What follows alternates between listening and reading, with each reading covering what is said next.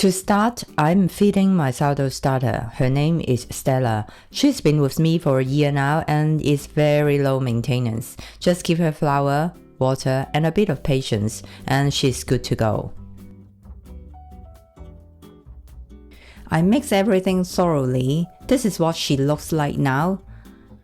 Then I mark the level so I will know exactly how much she grows over the next few hours. A few hours later, Stella has doubled in size. She's bubbly and happy and ready to go. So let's get started on the dough. Add the water and 120 grams of active sourdough starter to the bowl of a stand mixer and give it a good stir. Next, add the sugar and mix again. Then add the bread flour and salt. Use a dough scraper to mix until a rough dough forms. We are not kneading at this stage, just bringing everything together. Place the bowl onto the stand mixer fitted with a dough hook and knead on low speed for 10 minutes. When it's done, the dough should pull away cleanly from the sides of the bowl. Cover the dough and let it rest at room temperature for 8 to 12 hours until it's doubled and puffy. After resting overnight, the dough has puffed up beautifully. It's doubled in size and ready for the next step. Lightly dust the top of the dough with flour. Use a dough scraper to loosen the sides. Then turn the bowl upside down and let the dough gently release onto the work surface by itself. Lightly dust your dough scraper, then use it to help release the dough from the bowl. The dough should feel tacky but not sticky. It's very easy to work with. We are going to shape the dough into a ball. Lightly dust your hands with flour, but don't flour the top of the dough. We need that bit of stickiness to create surface tension. Without that, it's just a floppy lump of dough. With a very light hand, gently stretch the dough just to widen it a bit without tearing it. Then fold the edges of the dough into the center to form a ball. With the final fold, gently flip the dough over so the smooth side is facing up. Gently pull the dough towards you while tucking the edges underneath. This helps build surface tension and forms a smooth, tight ball.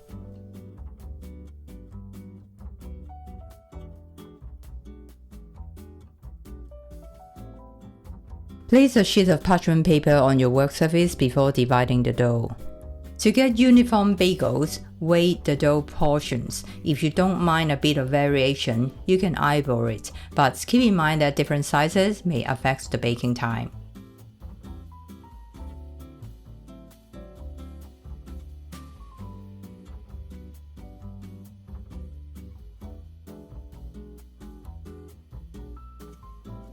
Once the dough is divided into 8 equal pieces, shape each piece into a ball. First, find a smooth size, then tuck the edges underneath. Pinch the ends together. Place the dough on your work surface and gently pull it towards you to create surface tension. That's why you don't want to overflour the surface. Too much flour makes it harder to stretch and shape.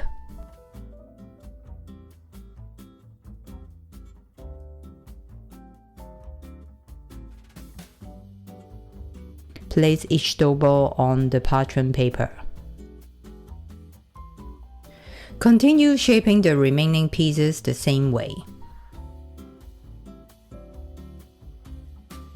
You should have 8 dough balls. Let's shape them into bagels. It's best to shape all the bagels in one go. If you do them one by one, they can prove unevenly, and the holes might turn out different in size. So once all the dough balls are ready, go straight into shaping them into bagels.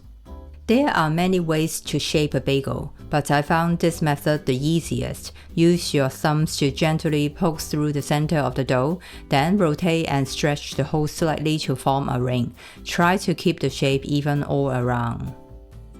The hole should be at least 2 inches wide to allow for proper rising and baking.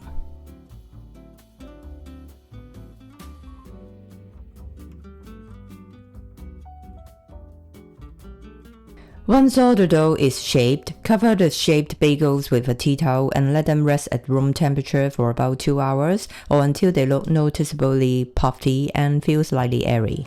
Towards the end of the 2-hour rise, preheat your oven to 200 degrees Celsius and bring a large pot of water, about 10 cups to a boil. Meanwhile, get your station ready. Set up some kitchen paper and a cooling rack to catch the boiled bagels. I'll be using this spider strainer to lift the bagels out of the water. A lined baking tray, and prepare your toppings. I'm using my homemade everything bagel seasoning. Recipe is in the descriptions below, but you can also add cheese or whatever you like.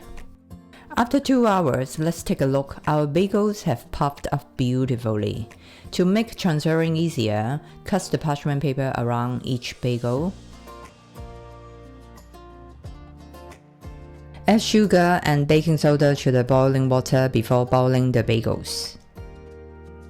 Then gently flip each one upside down into the boiling water. This ensures the smooth side ends up on top when baked, and boil for 30 to 45 seconds per side.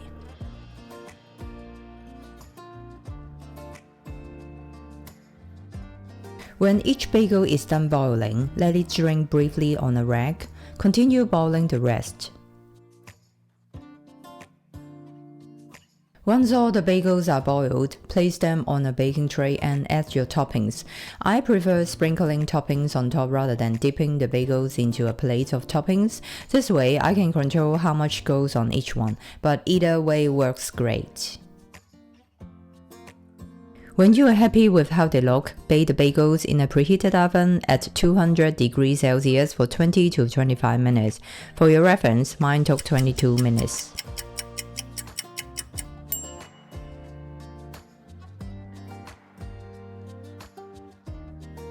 Freshly baked bagels, just look at them. The smell is incredible. Let's take a moment to appreciate these beauties.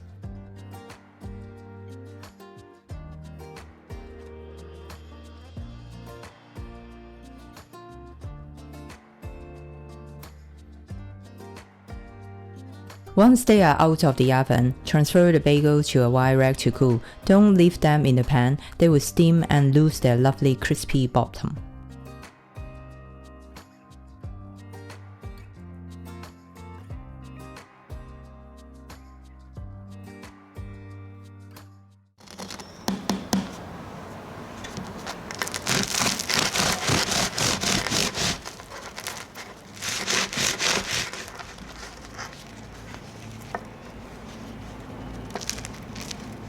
It's still warm and seriously smells amazing. Look at the texture. The crust is thin and crisp. The inside is soft. A little bit of butter, that's all it needs.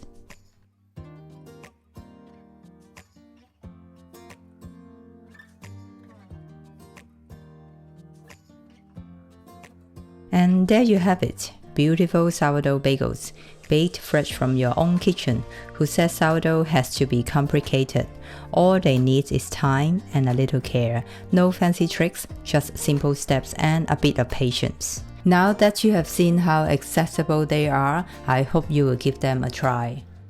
You will find the full recipe in the descriptions below, along with step-by-step tips to help you through the process, from shaping to boiling to getting that golden glossy crust. And make sure to check out the blog post too. I have included a suggested timeline to help you plan ahead and fit the process into your day more easily. If you found this video helpful, please give it a thumbs up and share it with fellow home bakers. Got questions or want to share how yours turned out? Drop a comment. I would love to hear from you, and your feedback might help others too. And if you haven't already, make sure to subscribe and tap the notification bell. It's free and you won't miss any of my new bakes as soon as they go live. Thank you so much for baking with me today. Your support truly means the world. If you enjoyed shaping and baking these sourdough bagels, you will love this next recipe too. They are perfect for sharing and just as satisfying to make. Tap the screen to watch it now. Happy baking, and I will see you in the next video. Bye for now.